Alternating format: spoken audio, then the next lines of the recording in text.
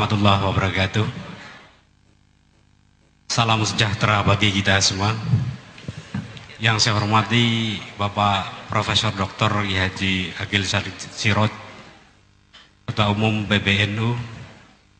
Yang saya hormati Bapak Kiai Haji Soleh Baharudin. Yang saya hormati Bapak Profesor Dr. Kiai Haji Muhammad Tolha Hasan. Yang saya hormati Rektor Universitas Yudharta Pasuruan. Yang saya hormati para pemuka agama yang alhamdulillah pada sore hari ini berkenan hadir, para tamu undangan jabat sipil maupun militer, serta para peserta seminar yang berbahagia. Puji syukur alhamdulillah pada sore hari ini kita bisa melaksanakan launching program Pasca Sarjana Pendidikan Agama Islam Multikultural Universitas Yudharta Pasuruan yang dihadiri oleh Bapak Profesor Dr. Kiai Haji Syed Agil Sirot dan juga Bapak Profesor Dr. Kiai Haji Muhammad Tolha Hasan. Dan ini merupakan satu kebahagiaan tersendiri bagi keluarga besar Yayasan Darut Taqwa dan Universitas Yudharta Pasuruan. Dan kali ini tiba saatnya adalah seminar nasional yang nanti akan mengambil tema tentang memperkuat peran pendidikan agama Islam multikultural dalam rangka membentuk radikalisme agama.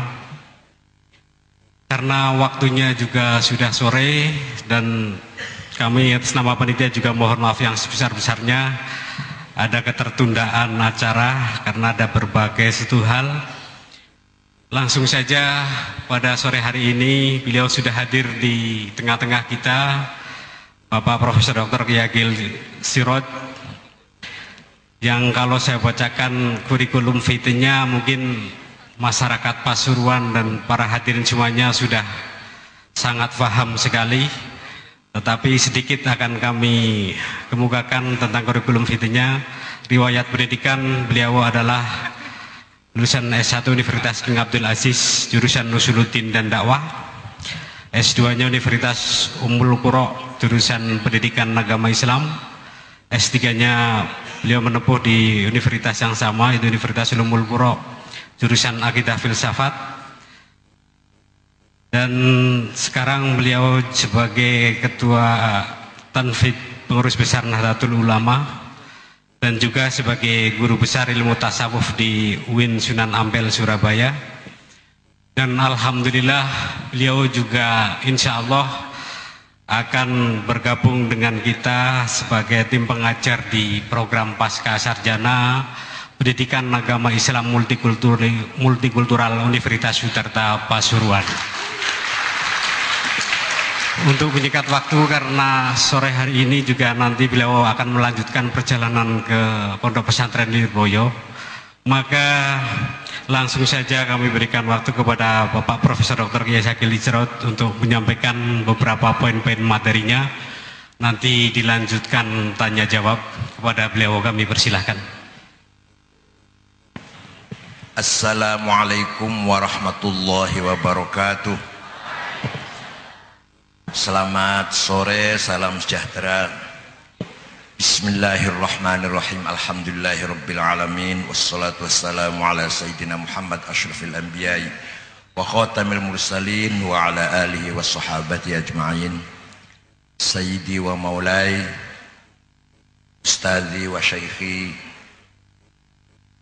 Hadratil Mukarram Kiai Haji Dr. Profesor Dr. Muhammad Tolha Hasan, Mustasyar Pengurus Besar Nahdlatul Ulama, Kiai Haji Soleh Baharudin, Musyrif Ma'had Ngalah dan Universitas Yudharta, para tamu undangan yang saya hormati dari para tokoh agama maupun dari pengurus Nahdlatul Ulama. Awal mula dari Ibrahim. Ib itu bapak, Rohim itu umat.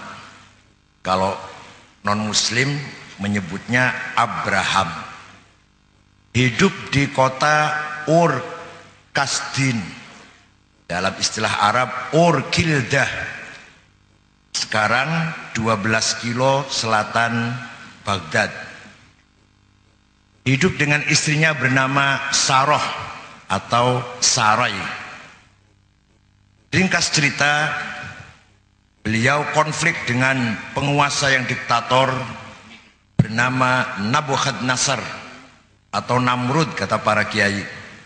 Akhirnya Ibrahim dan seluruh keluarganya hijrah, pindah dari Ur Kildah, Ur Kasdin menuju ke barat. Sangat jauh ke barat menjumpai sungai, yaitu Sungai Jordan, Nahrul Urdun, Sungai Jordan, yang sekarang sungai yang memisahkan antara negara Jordan dan Palestina, Dofa Gorbiyah, tepi barat. Ibrahim menyeberang sungai, sekeluarga selamat sampai ke tepi barat. Menyeberang itu kata kerjanya abaro. Maka setelah beliau berhasil menyeberang sungai, dipanggil Ibrani, penyeberang Hebrau. Asal mulanya Ibrani dari kata abaro, menyeberang. Karena Saroy ini mandul, belum punya anak, maka terpaksa Ibrahim nikah lagi dengan perempuan cantik dari Mesir bernama Hajar. Ini kiai-kiai yang keturunannya kurang banyak segera nikah lagi supaya memelihara dan mengembangkan bibit unggul. Harus disebarluaskan bibit unggul. Ringkas cerita, 9 bulan istri muda Hajar melahirkan anak laki-laki bernama Yishmail. Yishma mendengar, Il atau Elohim, Tuhan. Jadi artinya orang yang mendengar Tuhan, Yishmail. Setelah menjadi bahasa Arab, Ismail. Orang Kebumen, orang Banyumas, Ismail. Nah, ya nggak apa-apa, pokoknya tujuannya sama lah. Kalau non muslim, Yishmail, Il itu Tuhan. Jadi seperti Israel, hamba Tuhan. Karena istri muda sudah punya anak, istri tua belum. Rupanya Nabi Ibrahim sering mendatangi istri muda karena sudah ada anak. Istri tua cemburu. Untuk menyelesaikan masalah, istri muda oleh Allah diperintah agar pindah, dibawa pergi dari Palestina.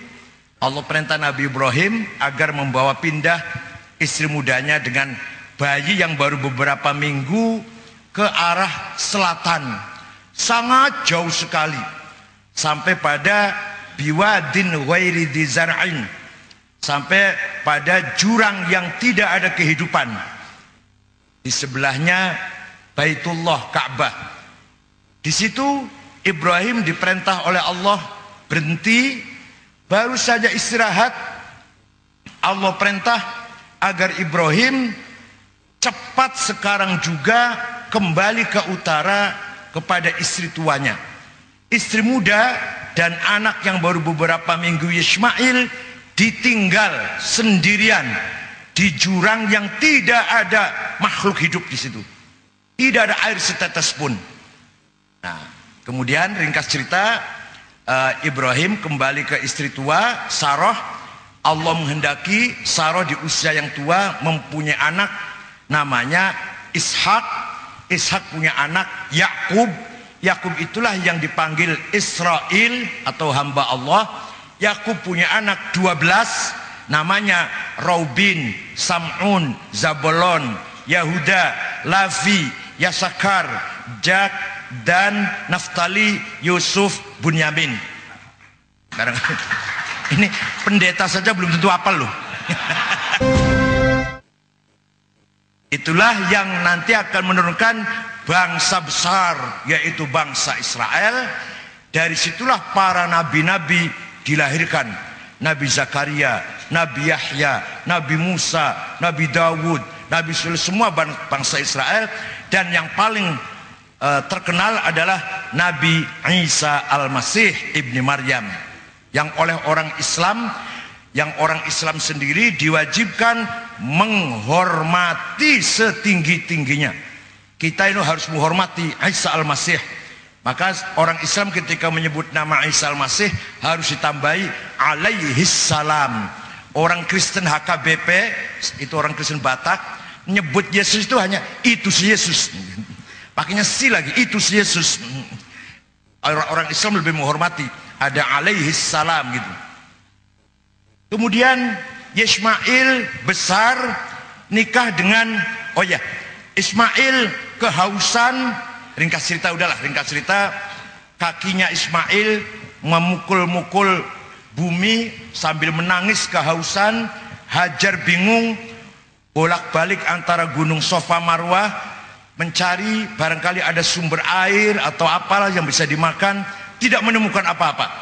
Ismail semakin menjadi-jadi, menangis, kehausan, kelaparan. Dari ujung kakinya keluarlah air yang sekarang terkenal dengan air Zam-Zam, yang sejak itu sampai sekarang tidak pernah berkurang air itu, apalagi habis. Padahal ketika musim haji minimal setiap hari dibikin rata-rata 2 juta liter sampai 2,5 juta liter. Kalau satu orang 1 liter sehari, bahkan lebih kan. Tapi yang jelas sejak itu sampai sekarang air Zam-Zam tidak pernah berkurang, apalagi kehabisan. Karena ada air, maka mulailah ada kehidupan. Burung-burung berdatangan, ada yang mengikuti jalannya burung itu, yaitu suku Jurhum dari selatan. Mengikuti arahnya burung, ternyata ada air. Maka suku Jurhum hidup di jurang itu, yang sekarang Masjidil Haram itu, jurang sekarang yang dulu jurang itu. Hiduplah suku Jurhum. Ismail dewasa nikah dengan salah satu perempuan dari suku Jurhum.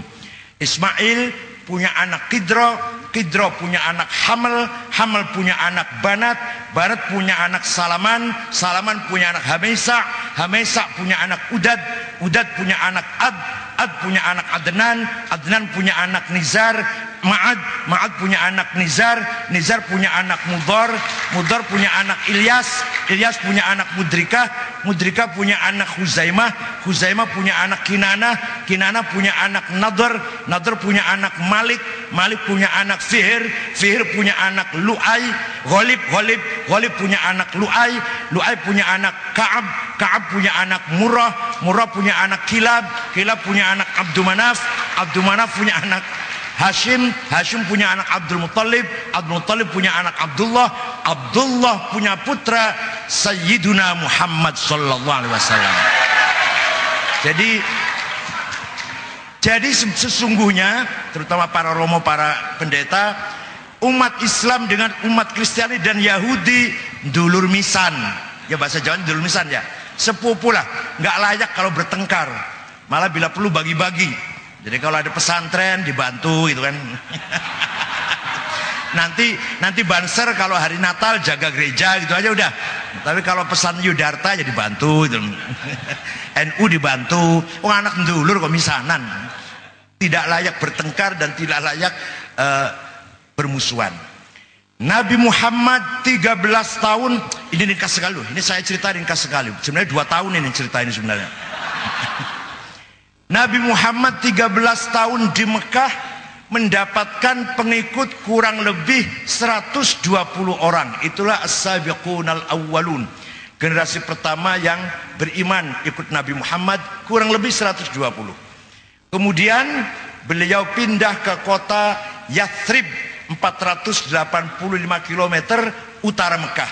Kenapa kota itu dinamakan Yathrib? Karena yang membangun kota itu seseorang bernama Yathrib bin Laud bin Amlik bin Sam bin Nuh, cicitnya Nabi Nuh. Nabi Muhammad masuk kota Yathrib mendapatkan masyarakat yang majmuk, yang plural, yang bineka. Ada penduduk kota Yathrib beragama Islam, pendatang, migran atau muhajirin, yang dalam Al-Quran diberi sifat atau digambarkan lil fuqara'il muhajirin alladzina ukhriju min diyarihim wa amwalihim yabtahuna fadlan minallahi wa ridwana wa yansurnallaha wa rasulah. Mereka pindah dari tempat kelahirannya, ditinggalkan semua jabatan, hartanya, kedudukannya demi membela agama Islam, pindah ke kota Yathrib sampai menjadi miskin. Seperti saya dari Cirebon pindah ke Jakarta, itu namanya muhajirin namanya. Tapi kalau saya kebalik dan jadi miskin, malah tambah lumayan, malah setelah pindah ke Jakarta. Tadinya di Cirebon miskin, pindah ke Jakarta lumayan lah. Kalau ini tidak, muhajirin enggak. Tadinya kaya, tinggal hartanya, pindah ke kota Yathrib demi memperjuangkan kebenaran agama Islam. Ada lagi penduduk kota Yathrib pribumi, dua suku, Aus dan Khazraj, beragama Islam, dua suku. Ada lagi penduduk kota Yathrib tiga suku non muslim, beragama anggur. Yang ketiga Bani Nadir, kebanyakan pekerja atau pegawai. Tiga suku ini Bani Israel, pelarian dari gurun Sinai. Jadi Nabi Musa dan Harun dan Nabi Yusha dikejar oleh Fir'aun Ramses dari Mesir, nyebrang Red Sea, Laut Merah, sampailah di gurun Sinai. 40 tahun Nabi Musa wafat, Nabi Harun wafat, Nabi Yusha wafat. Bani Israel bercerai-berai di perantauan. Nah, ada yang ke Eropa, ada yang ke Afrika. Ada yang tiga suku larinya ke kota Yathrib, yang kemudian keturunannya jumpa dengan Nabi Muhammad. Jadi kalau di Quran itu, ini ustadz-ustadz, dosen-dosen, kalau di Quran kita baca ya Bani Israil dzkuru ni'mati allati an'amtu alaikum, itu Bani Israel yang ada di Madinah, bukan misalnya ada di Amerika, bukan. Dosen tafsir orang pada paham. Jadi yang tiga suku itu Bani Quraidah, Bani Qainuqa, Bani Nadir. Israel Yahudi tidak mampu kembali ke tanah leluhur Palestina kecuali tahun 45 hadiah dari sekutu atas kesepakatan Balfour, baru bisa kembali ke Palestina. Tanpa dibantu oleh sekutu tidak mungkin mereka bisa kembali ke Palestina sejak Nabi Musa wafat dulu. Dah, ringkas cerita, Nabi Muhammad setelah melihat masyarakat kota Yathrib plural, majmuk, maka setelah rapat sini, lobi sana, lobi sini, memutuskan begini. Bismillahirrahmanirrahim. Hadza kitabu Muhammad. Al-muslimuna min Quraisy wal muslimuna min Yathrib wal Yahud wa man tabi'ahum wa lahiqa bihim wa jahada ma'ahum innahum ummatun wahidatun min dunin nas. Ini adalah keputusan Muhammad. Hadza kitabu Muhammad. Ini ketetapan Muhammad. Orang Islam pendatang, orang Islam pribumi dan non muslim, asalkan satu garis besar perjuangannya, satu visi misinya lah kalau bahasa sekarang, satu visi misinya, sesungguhnya mereka itu satu umat. Jadi Nabi Muhammad 15 abad yang lalu telah sukses berhasil membangun sebuah konstitusi modern. Nabi Muhammad tidak pernah mengatakan, memproklamirkan negara Islam, tidak sama sekali. Dalam Piagam Madinah 2 halaman di dalam kitab As-Sirah An-Nabawiyah tulisan Imam Abdul Malik Al-Ansari, Ibnu Hisham Al-Ansari, 2 halaman, tidak ada satu kali pun kata Islam dalam Piagam Madinah itu. Tidak ada kata Islam, tidak ada ayat Quran di situ. Jadi apa? Jadi Nabi Muhammad tidak pernah memproklamirkan sebuah negara yang berdasarkan konstitusi agama, tidak. Dan Nabi Muhammad tidak memproklamirkan sebuah negara yang konstitusinya etnik, suku, tidak. bukan negara Islam, bukan negara Arab. Negara apa namanya? Madinah. Dari kata apa itu Madinah? Tamaddun, madaniyah, civility. Artinya apa? Negara yang semua penduduknya lintas agama, lintas suku, lintas partai politik. Kalau sekarang barangkali lintas partai politik. Yang benar dilindungi, yang salah dihukum. Di mata hukum sama, hak wajibannya sama. Itu artinya tamaddun, artinya mutamaddin, Madinah. Bukan negara Islam yang didirikan oleh Nabi Muhammad, bukan negara Arab, negara Madinah namanya. Suatu ketika, ini dibuktikan benar nggak Nabi Muhammad ini konstitusi adalah tamaddun, diuji oleh Tuhan. Coba diuji. Suatu ketika ada sahabat Nabi membunuh orang Yahudi, bertengkar di pasar, berebut ya lapak kaki lima lah, udah gitu kira-kira gitu, atau lahan parkir sudah. Orang Islam itu membunuh orang Yahudi. Nabi marah besar dengan mengatakan, man qatala dhimmiyan fa ana khasmuh wa man kuntu khasmahu falam yashumma raihatal jannah. Barang siapa membunuh non muslim berhadapan dengan saya, barang siapa berhadapan dengan saya tidak akan mencium bau sorga, tidak akan selamat dunia akhirat. Itu segini besarnya, segini luar biasa Nabi Muhammad memberikan proteksi kepada penduduk yang berbeda agama, non muslim. Suatu ketika ada malingnya perempuan, dimasukkan sel oleh Usamah bin Zaid bin Harithah. Pagi-pagi lapor, Rasulullah ada maling perempuan, saya masukin ke sel. Ternyata malingnya itu Rasulullah anaknya tokoh sahabat Uthman bin Maz'un, tokoh sahabat ini.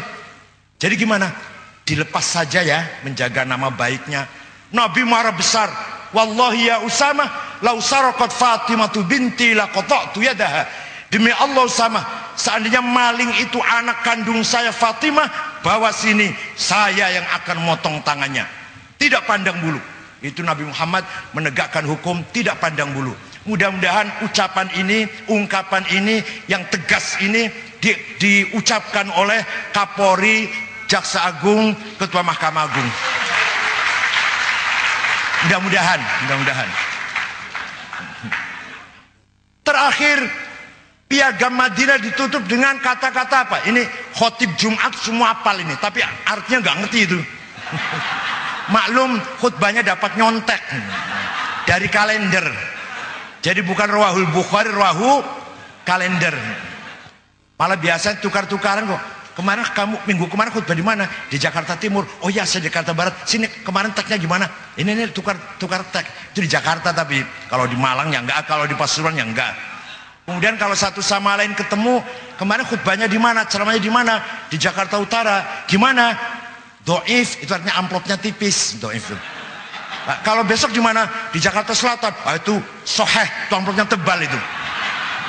Tapi kalau amplop tipis yang ngelungke, yang menyampaikan itu perempuan cantik, soheh li ghairi namanya. Ada ungkapan Nabi Muhammad yang selalu dibacakan oleh khotib Jumat, wala udwana illa 'alal zalimin. Tidak boleh ada permusuhan kecuali kepada yang melanggar hukum. Tidak boleh ada permusuhan karena beda agama. Musuh saya ini Kristen, gak boleh. Musuh saya ini Katolik, gak boleh. Atau suku, musuh saya ini Madura ini, gak boleh. Musuh saya ini Cina ini, gak boleh. Yang boleh cuma satu. Mari kita jadikan musuh bersama siapa saja yang melanggar hukum. Pejabat yang korupsi, musuh kita bersama. Teroris, musuh kita bersama. Bos narkoba, musuh kita bersama. Agen prostitusi online, musuh kita bersama. Apalagi pelaku-pelaku kriminal, musuh kita bersama. Muslim atau non muslim, muslim atau non muslim, teroris muslim atau non muslim, pejabat korupsi muslim atau non muslim, pengedar narkoba muslim atau non muslim, bos apa tadi esek-esek Muslim atau non muslim, mari kita jadikan musuh bersama. Tidak boleh permusuhan karena beda agama atau karena beda suku. Allah berfirman sangat tegas sekali, malah nyuwun sewu Pak Pendeta, Pak Romo, lebih tegas daripada Bible loh. Walau syaa rabbuka la amana man fil ardi kulluhum jami'a afa anta tukrihun nasa hatta yakunu mu'minin. Itu surat Yunus ayat 99. Seandainya Tuhan mau menghendaki, niscaya la amana man fil ardi kulluhum jami'a, semua umat manusia di muka bumi Islam semua. Kalau Tuhan menghendaki. Tuhan tidak menghendaki di muka bumi ini satu agama, Islam semua, tidak. Kristen semua, tidak. Hindu semua, tidak. Biarkan beragam. Afa anta tukrihun nas, apa kamu Muhammad akan menggunakan kekerasan supaya mereka itu Islam semua? Tidak boleh Muhammad. Afa anta tukrihun nas hatta yakunu mu'minin. Apa kamu akan menggunakan intimidasi, kekerasan, teror agar semua orang itu masuk Islam? Gak boleh Muhammad. Ini Quran tegas sekali, jelas sekali. Dan ini Quran 15 abad yang lalu sampai sekarang. Bahkan suatu ketika Nabi Muhammad, tapi jangan ditiru oleh pejabat sekarang, ini cerita dulu ini. Nabi Muhammad tradisi dulu, pejabat itu kalau memberi hadiah itu budak perempuan cantik dulu, tapi kalau sekarang nggak boleh. Kalau sekarang gratifikasi perempuan nanti. Nabi Muhammad dapat hadiah dari gubernur Mesir, namanya Muqawqis, ortodok, agamanya ortodok. Ngirim hadiah pada Nabi Muhammad satu perempuan cantik namanya Maria. Dulu boleh dulu, sekarang nggak boleh dulu. Satu lagi namanya Shirin. Hanya yang cantik Maria diambil oleh Nabi Muhammad, Shirin kurang cantik diambil oleh Hasan bin Thabit. Gitu. Rupanya agak seperti anak Pasuruan lah, nggak begitu cantik rupanya. Jadi diambil oleh Hasan bin Thabit. Yang Maria cantik diambil Nabi Muhammad. Dan satu kuda, satu Bigol, satu BMW atau Alphard, yang satunya lagi Avanza, itulah. Begitu 5 hadiah itu, apa kata Nabi Muhammad kepada Sayyidina Umar?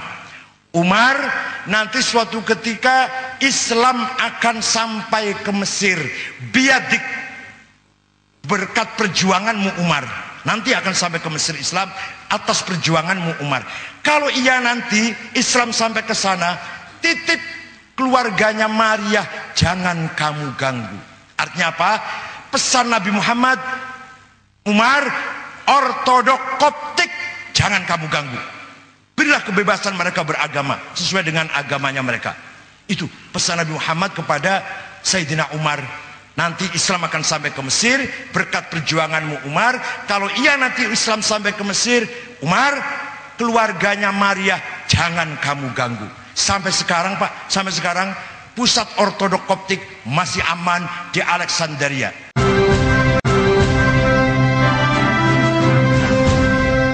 Suatu ketika Umar berkunjung ke Palestina karena Sefrenus, yaitu gubernur Palestina, tidak mau menyerahkan kunci kota Palestina kalau tidak khalifah datang ke sini sendiri. Umar berangkat dari Madinah, Khalifah Umar berangkat dari Madinah dengan satu pembantu, satu orang. Nggak ada pengawalan sampai satu regu, nggak ada. Cuma satu orang, naik onta, satu orang tuh. Sekarang bupati aja ngawal berapa itu? Bupati toh lu yang ngawal berapa? Kalau ini enggak, cuma satu orang. Nah, begitu Sayyidina Umar masuk ke kota Elia, nah dulu namanya kota Elia, bukan Al-Quds, namanya Elia. Yang memberi nama kota Elia Kaisar Hadrianus. Kalau sekarang namanya Al-Quds. Masuk ke sana menerima kunci dari Sefrenus. Kemudian Sayyidina Umar jalan-jalan, ekspedisi lah, apa lihat-lihat lah. Begitu ada gereja, masuk, lihat-lihat gereja di dalamnya. Azan asar. Umar segera minta keluar, kata Sefrenus, sholatnya di sini saja, ada sajadah kok, kira-kira ada sajadah kok. Enggak, saya sholat di luar saja, di luar gereja. Kenapa? Bukan karena apa-apa loh, bukan karena menghina, bukan. Malah karena apa? Saya khawatir nanti umat Islam yang akan datang akan merebut gereja ini dengan dalih bekas salatnya Umar. Coba sama segitu. Umar sholatnya di luar gereja itu. Wah, kalau cerita gini banyak banget bukti-bukti seperti ini. Contoh-contoh seperti ini banyak sekali. Hadirin yang saya hormati, oleh karena itu Islam laisal Islam aqidatan wa syari'atan faqat. Bukan, Islam itu bukan hanya akidah dan syariah. Islam dinul ilmi wal thaqafah, dinul adabi wal hadarah, dinul tamaddun wal insaniyah. Islam agama ilmu pengetahuan, Islam agama peradaban, budaya dan kemanusiaan. Ringkas cerita, Nabi Muhammad di kota Madinah tahun ke-8 bisa menguasai kota Mekah. Tahun ke-8 Muhammad Rasulullah bersama rombongan kurang lebih 15.000 sahabat masuk kota Mekah di bulan Ramadan tahun 8 Hijriah dengan penuh kemenangan. Begitu masuk kota Mekah, ada beberapa sahabat mengucapkan yel-yel begini, al-yaum yaumul malhamah, hari ini hari kesempatan balas dendam. Yang dulu menempeleng kita tempeleng lagi, yang dulu nginjak-injak kita injak-injak lagi, yang dulu mengusir kita usir lagi, yang dulu membunuh kita bunuh lagi. Nabi dengar, apa itu? Itu jangan seperti itu. Kata Nabi, al-yaum yaumul marhamah, tidak ada balas dendam, tidak ada permusuhan. Hari ini hari menyambung kembali silaturahim. Semua penduduk kota Mekah saya maafkan semua. Ada yang tidak percaya. Nabi mengatakan, barang siapa berlindung di Masjidil Haram aman. Barang siapa berlindung di rumahnya tokoh Mekah Abu Sufyan bin Harb aman. Barang siapa menyembunyikan dirinya, sembunyi di dalam rumahnya, tidak melawan, aman. Saya maafkan semua, tidak ada balas dendam. Ada yang tidak percaya, 16 orang, antara lain Ikrimah bin Abi Jahal, anaknya Abu Jahal, nggak percaya kalau Nabi Muhammad itu memaafkan, lari dengan 16 orang. Nabi Muhammad segera nyuruh sahabat, jemput itu 16 orang, jangan takut, saya maafkan semuanya. Akhirnya kembali itu 16 orang. Dah turunlah ayat Quran, fabima rahmatim minallahi lintalahum walau kunta faddan ghalidhal qalbi lang faddu min hawlik fa'fu anhum wastaghfir lahum wasyawirhum fil amr fa idza azamta fatawakkal 'ala Allah innallaha yuhibbul mutawakkilin. Muhammad, karena perangaimu yang santun, karena akhlakmu yang mulia, mereka berbondong-bondong masuk Islam. Orang Mekah semua masuk Islam dengan mengatakan bi abi wa ummi antal karim ibnil karim ibnil karim. Demi ayah ibuku, demi ayahku dan ibuku, engkau Muhammad orang mulia, putra dari seorang ayah yang mulia, cucu dari seorang kakek yang mulia. Semua masuk Islam karena Nabi Muhammad ramah, santun, pendekatannya budaya, akhlakul karimah, persis seperti yang dilakukan oleh para wali, para ulama, terutama Nahdlatul Ulama terutama. Ya kalau yang keras ya Bu, ya ada NU yang keras ya ada 1-2 lah, 2 ya 15-20 orang lah udah keras. Ya, fa'fu anhum, maafkan mereka Muhammad. Penduduk kota Mekah yang dulu memusuhi kamu, maafkan. Bukan hanya maafkan, wastaghfir lahum, mintakan ampun kepada Tuhan untuk mereka Muhammad. Bukan hanya itu, yang ketiga, wasyawirhum fil amr. Sekarang mereka sudah menganggap engkau pemimpin, sudah merasa mengakui engkau pemimpin. Ajaklah mereka bermusyawarah, tukar pikir. Jadi kalau ada bupati sudah menang, yang kemarin oposisi lawan harus diajak berunding kembali, gitu loh. Seperti Pak Jokowi juga biasa ketemu dengan Pak Prabowo kan, itu udah selesai masalah kemarin waktu bersaing, selesai sudah. Setelah menang, yang menang ini harus memanggil yang kemarin rivalnya untuk wasyawirhum fil amr, berbincang-bincang masa depan supaya lebih baik lagi. Nabi mengajak musyawarah orang-orang yang sekarang sudah Islam, yang kemarin memusuhinya. Wasyawirhum fil amr. Dah, selesai dari situ, Mekah Islam semua berangkat menuju kota Hunain. Hunain belum Islam. Berangkatlah rombongan. Wah, 15.000 dari Madinah plus orang Mekah yang baru masuk Islam, ratusan ribu itu, puluhan ribu itu. ratusan ribu, bahkan 100.000 lebih. Sombong, di tengah jalan sombong, kami mayoritas pasti menang. Waduh, seperti NU kan, kami 80 juta pasti menang. Kalau menyalurkan presiden pasti menang, kami 80 juta. Umat Islam ketika itu sombong. Begitu berangkat ke kota Hunain, sombong. Di tengah jalan dijebak oleh musuh, lari semua terbirit-birit, kecuali Rasulullah dan beberapa sahabat senior yang tidak lari. Al-Quran mengabadikan, wa yauma hunainin idh a'jabatkum kathratukum falam tughni ankum syai'a wa dhaqat 'alaikumul ardu bima rahubat thumma wallaitum mudbirin. Ketika di Hunain kamu sombong karena membanggakan jumlah yang mayoritas. Jumlah mayoritas itu kalau tidak berkualitas tidak ada gunanya. Kalau tidak berkualitas, thumma wallaitum mudbirin, kamu ketika dijebak musuh lari terbirit-birit ketakutan. Akhirnya Nabi Muhammad panggil-panggil, terkonsolidasi lagi, dan selesai. Hunain masuk Islam. Satu lagi belum Islam, Taif. Taif, ringkas cerita ini, udah Islam semualah. Dapat harta rampasan, ribuan onta, ribuan sapi, ribuan kambing. Dikumpulkan di kota Ja'ronah sambil Nabi mengambil miqat ihram umroh. Nah, di situ dibagi-bagi hasil rampasan perang tadi. Membagi-baginya aneh, gak seperti biasanya. Yang senior tidak dikasih. Abu Bakar, Umar, Utsman, Ali, Sa'ad, Sa'id, Tolha, gak dikasih satu ekor pun.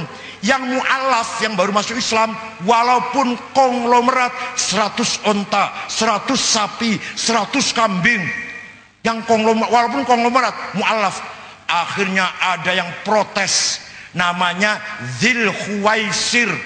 Orangnya tinggi kurus, kepalanya botak, tidak ada rambutnya, jenggotnya panjang, gamisnya setengah kaki, jidatnya hitam.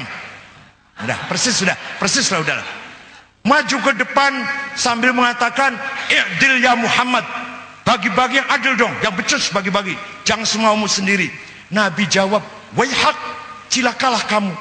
Yang saya kerjakan ini perintah Allah, bukan kemauan saya." Orang ini pergi, Nabi bersabda, ini informasi dini A1, ini kalau intel itu bahasa gitu. Saya khruju min di hadzal rajul qaumun yatluna al-Qur'an wa la yujawizu halaqimahum hum syarrul khalqi wal khaliqah lastu minhum wa laysu minna. Saudara-saudara, kata Nabi Muhammad, para sahabat, lihat, nanti akan muncul dari umatku, umat Islam, orang seperti ini nih. Apa? Mereka hafal Quran tapi tidak paham, tidak melewati tenggorokannya. Mereka syarrul khalqi wal khaliqah, sejelek-jeleknya manusia, bahkan lebih jelek daripada bahaim binatang. Lastu minhum, saya tidak mengakui mereka, mereka bukan golongan saya. Prediksi Nabi Muhammad ini bukti. Tahun 40 Hijriah, dunia Islam digemparkan dengan kejadian yang luar biasa. Apa itu? Khalifah Amirul Mukminin Sayyidina Ali bin Abi Thalib dibunuh ketika sedang akan keluar jam 4:30 lah, jam 4 lah, akan ngimami sholat subuh. Nah, sebenarnya malam itu, pagi itu yang akan dibunuh 3 orang. Sayyidina Ali Khalifah, Gubernur Muawiyah Syam, Gubernur Mesir Amr bin As. Tapi yang 2 gubernur ini tidak keluar, tidak ngimami, apa subuhnya kesiangan lah kira-kira itu. Itu selamat gak terbunuh. Yang keluar jam 4 itu terbunuh. Jadi hati-hati kalau sholat subuh loh ya. Yang sholat subuh itu yang terbunuh itu nanti. Sayyidina Ali keluar, ditusuk dari belakang, wafatlah, syahidlah Sayyidina Ali. Yang membunuh Sayyidina Ali itu bukan orang Kristen, bukan orang Yahudi, tadi Pak Tolha, bukan orang non Muslim, namanya Abdurrahman Muhammad bin Abdul Wahab, pendiri madhab Wahabi itu juga At-Tamimi, pembunuh Sayyidina Ali At-Tamimi. Jadi kalau ada Arab gendeng di Pasuruan, Tamimi nggak heran lah. Sayyidina Ali terbunuh, yang bunuh orang Islam, namanya Abdurrahman bin Muljam. Orangnya seperti apa itu? Pakai celana jin, gambar tato? Tidak. Pakai rambutnya panjang, pakai apa? Kalung, pakai apa ini? Nang telinga ini? Ya, gelang besar? Tidak. Yang membunuh Sayyidina Ali ini shaimun nahar, qaimul lail, hafizul Quran. Setiap hari puasa, setiap malam tahajud sampai jidatnya hitam, dengkulnya kapalan, dan hafal Quran. Kenapa dia membunuh Ali? Karena Ali kafir. Kenapa kafir? Karena tidak menjalankan hukum Al-Quran. Dia menjalankan hukum hasil musyawarah. Seperti kita DPR, MPR, musyawarah kan? Tidak, berarti tidak menjalankan hukum Islam, hukum Quran. Sayyidina Ali menggunakan hukum hasil musyawarah dumatul jandal. Wah, ceritanya panjang nih pokoknya lah. Pokoknya seperti kita DPR gitulah. Itu kafir karena tidak menggunakan hukum Islam. Wa man lam yahkum bima anzalallah faulaika humul kafirun. Barang siapa tidak menjalankan hukum Allah, kafir. Kalau kafir harus dibunuh. Nah, ini radikalisme dalam sejarah Islam pertama ini.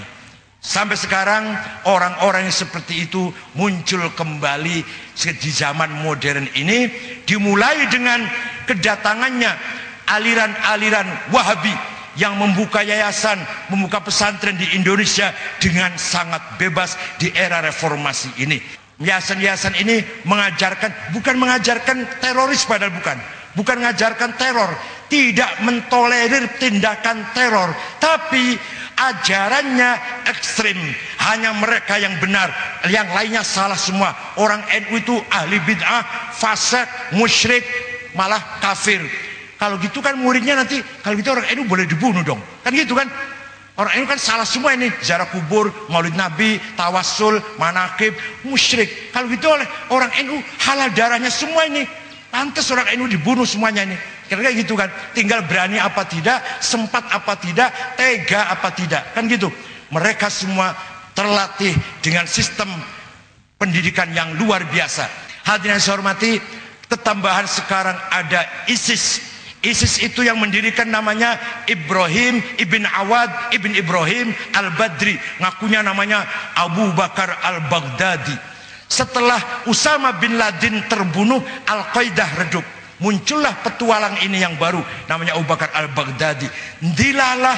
Dilalah menang dalam merebut kota Mosul, kota Ramadi, dan lain-lain kota di Irak. Di situ tempatnya kilang minyak, di situ tempatnya sumber kekayaan. Minyak dikuasain, bank dirampok, uangnya triliunan, sampai bisa membeli senjata yang canggih-canggih. Kemudian merembet ke Suriah, juga menguasai sumber minyak juga. Sekarang ISIS masih menjadi problem dunia internasional. Wallahi, yang dilakukan oleh ISIS bertentangan dengan Islam, bukan ajaran Islam. Demi Allah, bukan ajaran Islam. Suku Yazidi dibunuh semua, Rana Wedok Gede Cilik Tuan Nom. Suku Kurdi itu Sunni semua, madhabnya Syafi'i semua. Suku Kurdi, Tarakotnya Naqsyabandiyah semua dibunuhin dengan dibakar hidup-hidup. Pilot Jordan disetrum, dibunuhnya. Orang Jepang 2 orang disembelih kayak nyembelih ayam itu. Setelah mati ditendang dengan kaki, dimasukin ke lubang. Dan sekarang pun baru saja diketemukan 400 jenazah di kuburan massal tentara-tentara Irak yang kalah perang dengan ISIS. Entah sampai kapan ini. Alhamdulillah di Indonesia aman. Kenapa? Berkat ada Nahdlatul Ulama. Tenanan nih, tenan nih. Kenapa? Kiai Hasyim Asy'ari jauh sebelum tenan nih, kira saya ngomong kosong apa? Kiai Hasyim Asy'ari pendiri NU jauh sebelum ada negara Republik Indonesia, jauh sebelum dideklarasikannya NU tahun 26, Kiai Hasyim Asy'ari sudah punya visi misi, pandangan ke depan apa? Islam harus diperkuat dengan nasionalis. Islam, kalau hanya Islam saja belum tentu bisa menyatukan umat. Harus diperkuat dengan ruhul wataniyah, semangat nasionalis. Nasionalis harus diberi ruh, spirit dengan Islam. Nasionalis saja kering, liberal, abangan, garingan nanti kalau nggak diberi nilai-nilai Islam. Maka dua ini harus disinergikan. Betul, sekarang baru kita rasakan apa yang Kiai Hasyim Asy'ari dulu semangat, ya, cita-cita Hasyim Asy'ari itu. Islam belum tentu bisa menyatukan umat kalau tidak ada semangat nasionalis. Contoh Afghanistan, 100% penduduknya Muslim, 99% madhabnya Hanafi, Sunni, tarekatnya Naqsyabandiyah, perang terus. Kenapa? Tidak punya semangat, komitmen, ingin menyelamatkan keutuhan negerinya. Somali, Afrika Timur, 100% Muslim. Madhabnya kalau nggak Maliki, Syafi'i, tarekatnya Syadziliyah atau Samaniyah. Perang terus sampai berantakan negara Somali. Bodolan marinirnya menjadi perampok penyamun di tengah laut. Itu bodolan marinir negara Somali itu. Apa itu? Kenapa sama Islam kau perang? Karena tidak punya semangat, komitmen, ingin menyelamatkan tanah airnya. Irak, tiap hari bom meledak. Sesama Irak saling membunuh. Sudah 800.000 nyawa menghilang di Irak dihitung semenjak Saddam Hussein dieksekusi tahun 2006. Sampai sekarang sudah 800.000 orang mati. Islam semua, Irak semua. Di Suriah sudah 4 tahun konflik. 200.000 lebih sudah Muslim semua, Arab semua. Padahal ulamanya alim-alim. Syekh Wahbah Zukhaili masih hidup orangnya di Damaskus itu. Karangan tafsirnya 17 jilid, karangan fikihnya 8 jilid dan lain-lain. Tapi nggak bisa berbuat apa-apa. Di Indonesia Rois Syuriah MWC, ya bukan Pasuruan sih, MWC yang lain lah. Kalau doa kebalik-balik, Adzillatan 'alal mu'minin, a'izzatan 'alal kafirin. Gitu ya, pendengarnya itu amin, ya Allah. Ya. Ada lagi yang doa lagi, ya Ghani, ya Hamid, ya Mubdi, ya Mu'id, ya Rahim, ya Dud, aghnina biharamikan halalik. Wes, itu Rois Syuriah Cirebon, MWC Cirebon. Tapi segitu Rois Syuriahnya kualitasnya rendah, masih didengar oleh warga NU. Kalau kata kiainya, jangan, mereka akan berhenti semua. Stop, jangan bertengkar, akan berhenti semua. Contoh di Sampang, NU dan Syiah konflik. Berapa orang Syiah korbannya itu? Rumahnya saja 60 yang dibakar. Tapi hanya di situ saja, nggak merembet ke kecamatan lain. Apa itu kecamatan apa namanya? Kecamatan apa namanya? Di Sampang tuh? Nggak sampai ke kecamatan lain dan cepat bisa diatasi. Di Puger, di Jember, NU dan Syiah konflik. Kali ini yang mati orang NU. Rupanya lupa nggak pakai nggak pakai batu akik yang anti bacok rupanya. Yang mati poli setelah terbunuhnya Presiden Muammar Gaddafi. Walhasil sudah saatnya sekarang Islam Nusantara adalah qiblatul muslimin thaqafiyan wa hadariyan. Kiblatnya orang Islam, bukan kiblat sholat loh, bukan salah paham, bukan kiblat sholat. Awas jangan salah, nanti menjadi kampanye hitam untuk saya nanti. Bukan kiblat sholat, kiblat peradaban, kiblat budaya, kiblat akhlakul karimah umat Islam Indonesia. Umat Indonesianya Nahdlatul Ulama. Walhasil kesimpulannya, mari kita pertahankan Islam Nusantara, Islam ramah, Islam santun, Islam dinul hidayah warahmah, bukan dinut tasyaddud wal irhab. Islam membawa petunjuk, Islam membawa rahmat, Islam membawa perdamaian. Itulah Islamnya Wali Songo, Islamnya Nahdlatul Ulama. Mari kita teruskan prinsip ini dengan lahirnya Pasca Sarjana Yudarta. Ini akan mencetak kader-kader yang akan mempertahankan Islam Nusantara. Mudah-mudahan Yudarta selalu mendapatkan kekuatan dari Allah, taufik lahir batin, terutama kiainya Kiai Soleh. Mudah-mudahan tawil al-umr, panjang umur, fi sihatin daimah, sehat walafiat, karena masih kita butuhkan untuk kelanjutan perjuangan Nahdlatul Ulama di daerah Pasuruan dan sekitarnya. Syukron wa dumtum.